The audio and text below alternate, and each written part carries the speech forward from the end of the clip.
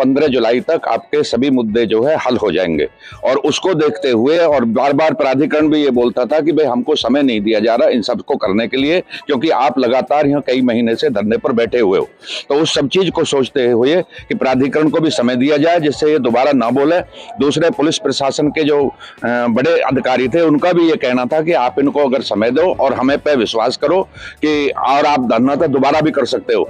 उसी चीज को देखते हुए, क्योंकि शासन से जब लेटर आ गया और हमारे जो चेयरमैन हैं उनके द्वारा वो लेटर यहाँ पर पहुंच गया और उसमें ये हो गया कि भाई आपकी हाई पावर कमेटी हमको नहीं बनाएंगे, तो उसके बाद किसानों में आक्रोश है, रोष है। और उस रोष के साथ ही सभी ने हमने मीटिंग की, साकीपुर में हमारी मीटिंग हुई, पूरे क्षेत्र की मीटिंग हुई, पूरे क्षेत्र के किसान उसमें एकत्रित हुए और उसमें ये निर्णय लिया गया है कि हम, क्योंकि 16 तारीख तक 15 तारीख तक हमारा टाइम था, तो 15 के बाद किसी 2012 से रेट रिवीजन नहीं है, ग्राम पंचायत खत्म करके हमें उसकी डेफिनेशन से बाहर किया और हमारी जो जमीन है 3500 में लेकर के 72,000 रुपये में बेची जा रही है। इंडस्ट्री के प्लॉट अभी सोनपुरा में अलॉट करा 72,000 रुपये, जबकि सोनपुरा के लोगों की जमीन खरीदी गई है 3500 रुपये।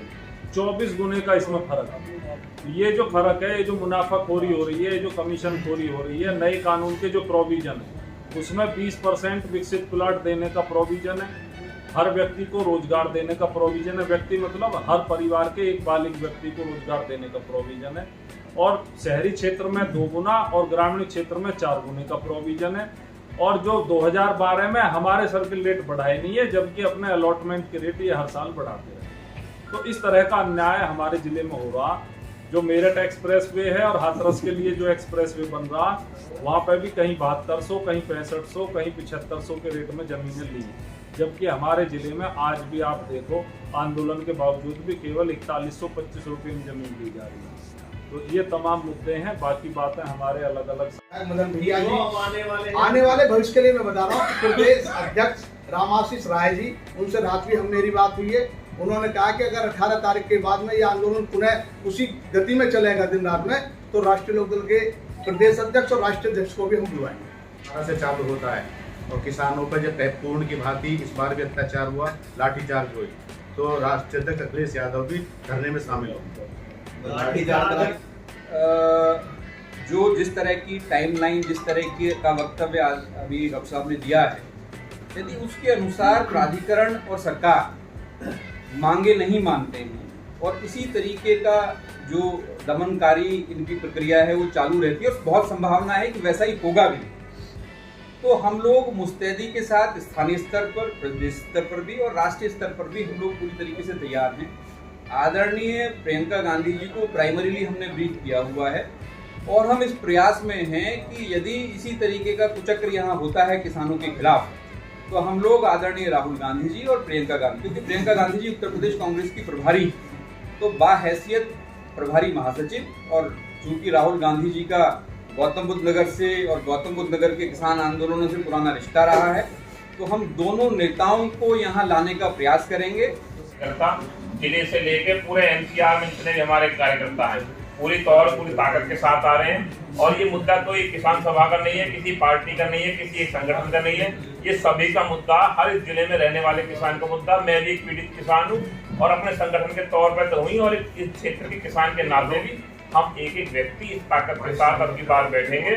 ना तो किसी सांसद के बहकावे में आने वाले हैं, ना किसी कमेटी के बहकावे में आने वाले हैं। जैसे बड़े भाई रुपेश वर्मा जी ने बताया, जब तक हमारा समाधान नहीं होगा हम इसी पर अड़के रहेंगे। अपनी बात एक दिन से भाई रुपेश वर्मा के साथ थे और जब तक धरना चला तब तक साथ रहे और आगे भी तन मन धन से कंधा मिलाकर साथ रहे।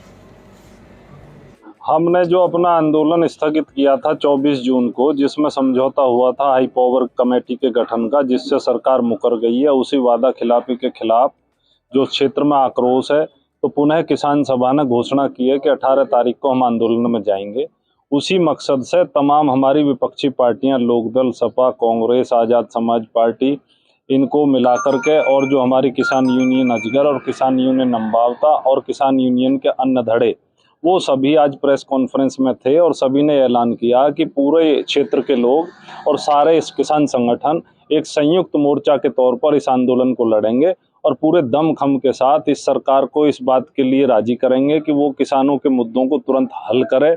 और यदि सरकार हल नहीं करती है तो सरकार को 2024 के लोकसभा चुनाव में इसकी राजनीतिक कीमत भी चुकानी पड़ेगी। जनार्दन जी, क्या तैयारी है? इसमें पूर्व की भांति राष्ट्रीय लोकदल पार्टी किसानों के साथ सदैव कंधे से कंधा मिलाकर लड़ाई लड़ती है। आपका भी समर्थन है, आप क्या कहेंगे? किसान सभा ने जो पहले धरना यहाँ पे दिया था उसमें हम पहले ही दिन से फर्स्ट डे से हम किसान सभा के साथ हैं। चूँकि हम किसान सबसे पहले हैं, एक संगठन के पदाधिकारी बाद में हैं, तो अब भी हम कंधे से कंधा मिलाकर पूरी लड़ाई तन मन से बड़ी सच्चाई मेहनत के साथ और मजबूती के साथ लड़ेंगे। हम पहले दिन से ही इस आंदोलन में हमारी भारतीय किसान यूनियन नवभारत सक्रिय है, हमारा एक एक कार्यकर्ता सक्रिय है। 7 तारीख को इस आंदोलन की शुरुआत हमने डॉक्टर साहब ने मिलकर की थी, जिसका आप परिणाम देख रहे हैं। ये पूरे देश में इस आंदोलन की हनक है, इसमें पूरा सब पार्टियों की, विपक्षी पार्टियों की इसमें नज़र है। जिस तरह से ये अपनी जुबान से ये लोग बदले हैं, इसको लेकर हम दोबारा 18 तारीख में आंदोलन में जा रहे हैं और इस आंदोलन को ऐतिहासिक बनाने के लिए सभी संगठन और सभी विपक्ष की पार्टी हमारे साथ हैं। अब की बार ये आंदोलन आर पार की लड़ाई लड़ने का काम करेगा और भारतीय किसान नवभारत का एक एक कार्यकर्ता में ब्रजेश भाटी, राष्ट्रीय प्रवक्ता, सभी साथी इस पूरे आंदोलन को सफल बनाने के लिए एकत्रित होंगे।